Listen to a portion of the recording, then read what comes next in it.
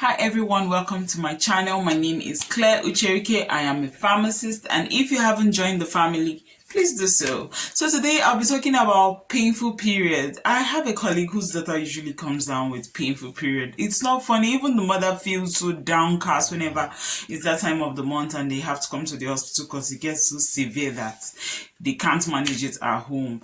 And so in today's video, I'll be telling you about the different types of dysmenorrhea. I'll be telling you about the treatment of both primary and secondary, and when to see your doctor. And lastly, I'll be telling you how to prevent painful periods.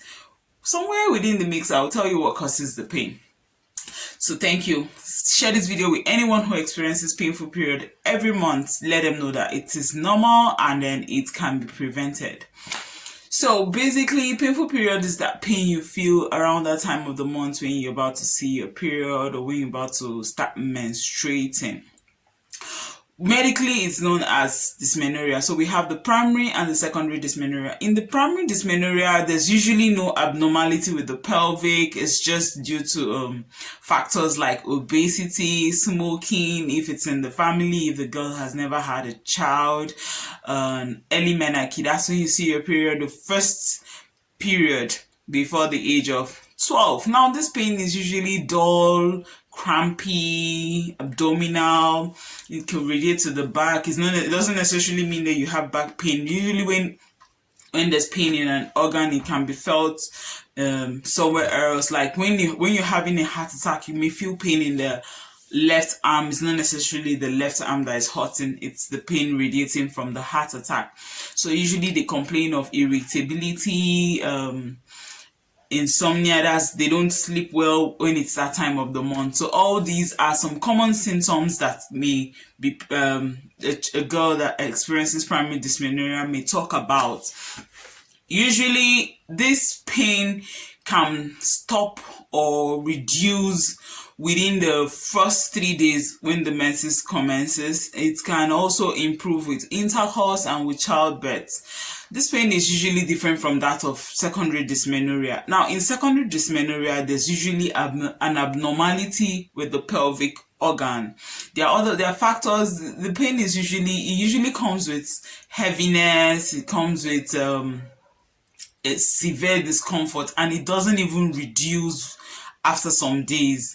Now, this pain can be due to several conditions like endometriosis. That's when the lining of the uterus starts to misbehave and then implants itself outside the uterus, maybe on the fallopian tube, on the bladder. Now, this every month it will still cause shedding, and then the blood will trickle into the pelvic area, and this can be really painful. Another thing related to this is adenomyosis. That's when the lining of the uterus implants itself on the muscle of the uterus. This can be really painful.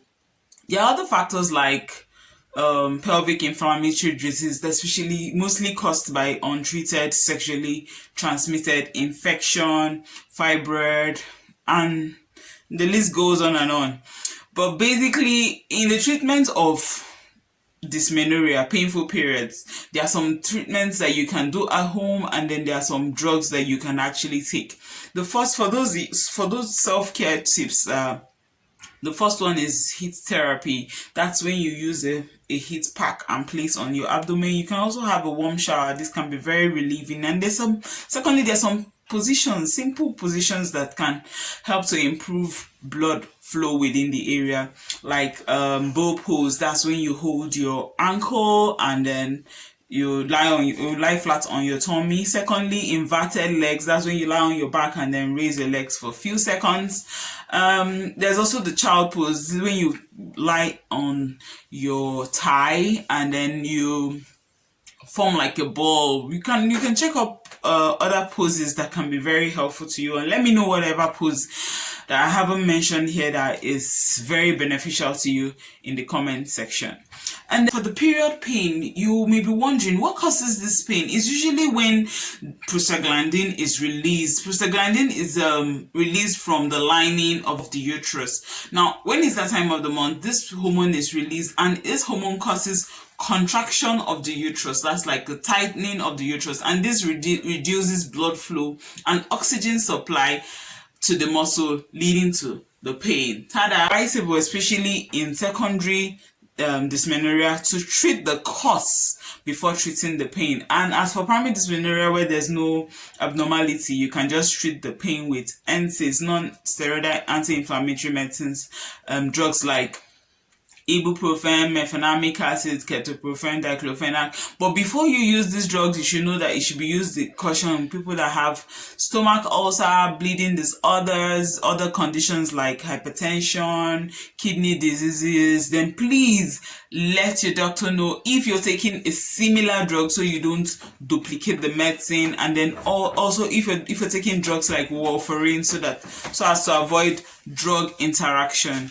Then you may experience side effects like nausea, vomiting, lightheadedness, anorexia. All these are adverse effects associated with NSAIDs. Now, when you're taking NSAIDs, you may feel like, okay, let me just take it when necessary. No, it's best to take it regularly. Now, if you know when your period is about to start, you may start the NSAIDs.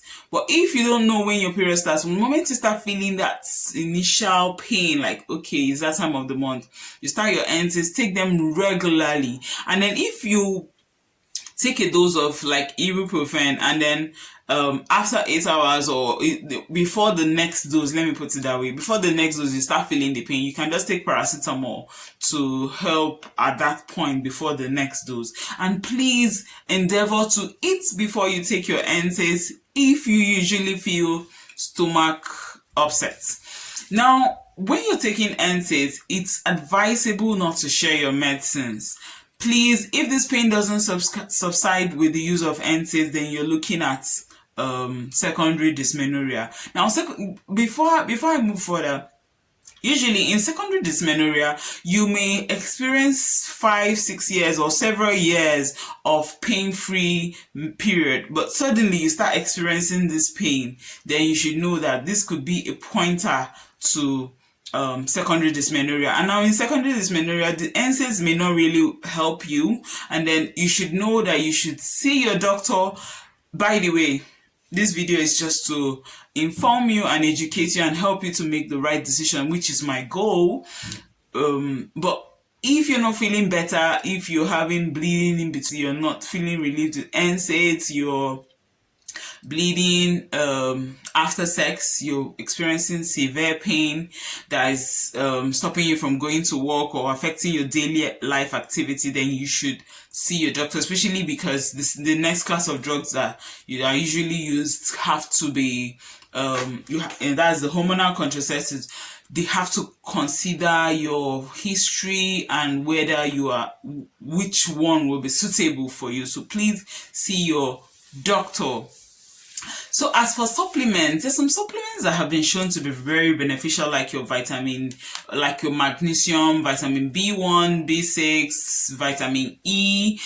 All these you can incorporate, not to use forever, but like once in a while.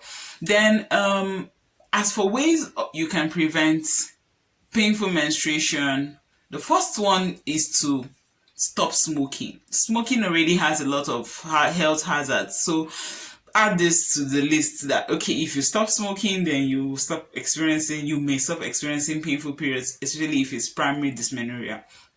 Secondly, your diet.